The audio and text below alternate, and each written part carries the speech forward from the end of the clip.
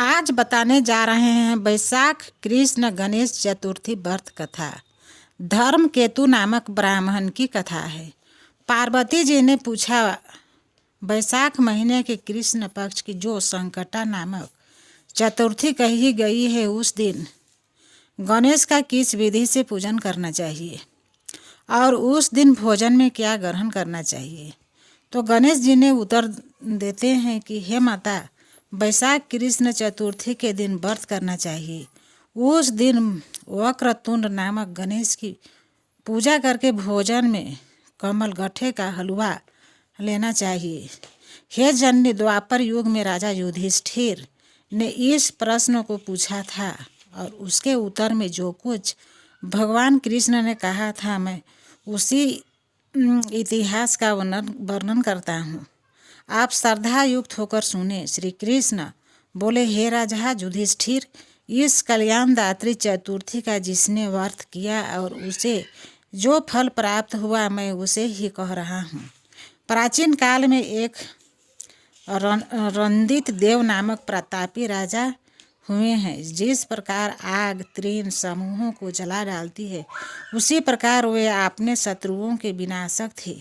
उनकी मित्रता यम, कुबेर, इंद्रादिक देवों से थी। उन्हीं के राज्य में धर्मकेतु नामक एक श्रेष्ठ ब्राह्मण रहा करते थे। उनके दो स्त्रियां थीं। एक का नाम सुशीला और दूसरी का नाम चंचला था। सुशीला नित्य ही कोई न कोई व्रत किया करती थी। फलतः उसने अपने शरीर को दुर्लभ बना डाला था। इसके विपरीत चंचला कभी भी कोई व्रत, उपवास आदि न करके भरपेट भोजन करती थी। इधर सुशीला को सुंदर लक्षणों वाली एक कन्या हुई और चंचला को पुत्र रत्न की प्राप्ति हुई। यह देखकर चंचलता बारंबार सुशीला को ताना देने लगी। अरे सुशीला, तूने तो इतना व्रत उपवास करके शरीर को जर्जर बना डाला, फिर भी एक केशव काय कन्या को जन्म दिया। मुझे देख, मैं काफ़ी आनंदित हूँ। मैंने बढ़कर इष्ट पुष्ट बनी हुई और वैसे ही बालक को भी उत्पन्न किया हूँ। अपनी सौत का बारंबार ताना सुशील के हृदय में चुभने लगता था। वह पतिव्रता विधिवत गणेश जी की उपासना करने लगी। जब सुशीला ने भक्ति भाव से संकट नाशन गणेश चतुर्थी का व्रत किया तो रात्रि में वरदायक गणेश जी ने उसे दर्शन दिया। श्री गणेश जी ने कहा कि हे सुशीले, तेरी आराधना से हम अत्यधिक संतुष्ट हैं। मैं तुम्हें वरदान दे रहा हूँ कि तेरी कन्या के मुख से निरंतर मोती और मूंगा प्रवाहित होते रहेंगे। हे कल्याणी, इससे तुझे सदा प्रसन्नता रहेगी। हे सुशीले, तुझे वेद शास्त्र और बेटा एक पुत्र भी उत्पन्न होगा। इस प्रकार का वरदान देकर गणेश जी वहीं अंतर्ध्यान हो गए। वरदान प्राप्ति के फलस्वरूप उस कन्या के मुंह से सदैव मोती और मूंगा झड़ने लगे। कुछ दिनों के बाद सुशीला को एक पुत्र उत्पन्न हुआ। बदंतर धर्मकेतु स्वर्गगामी हो गया। उसकी मृत्यु के अनंतर चंचला घर का सारा धन लेकर दूसरे घर में जाकर रहने लगी, परंतु सुशीला पति गृह में ही रहकर ही पुत्र और पुत्री का पालन पोषण करने लगी। इस कन्या के मुंह से मोती मूंगा गिरने के फलस्वरूप सुशीला के पास अल्प समय में ही बहुत सा धन एकत्रित हो गया। इस कारण चंचला उसे ईर्ष्या करने लगी। एक दिन हत्या करने के उद्देश्य से चंचला ने सुशीला की कन्या को कुएं में ढकेल दिया। उस कुएं में गणेश जी ने उसकी रक्षा की और वह बालिका सकुशल अपनी माता के पास लौट आई।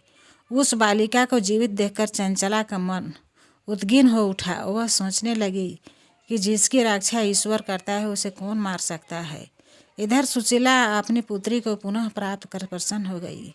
पुत्री को छाती से लगाकर उसने कहा, श्री गणेश जी ने तुझे पुनः जीवन दिया है। अनाथों के नाथ गणेश जी हैं। चंचला आकर उसके पैरों में नतमस्तक हुई। उसे देखकर सुशीला जी के आश्चर्य का ठिकाना न रहा।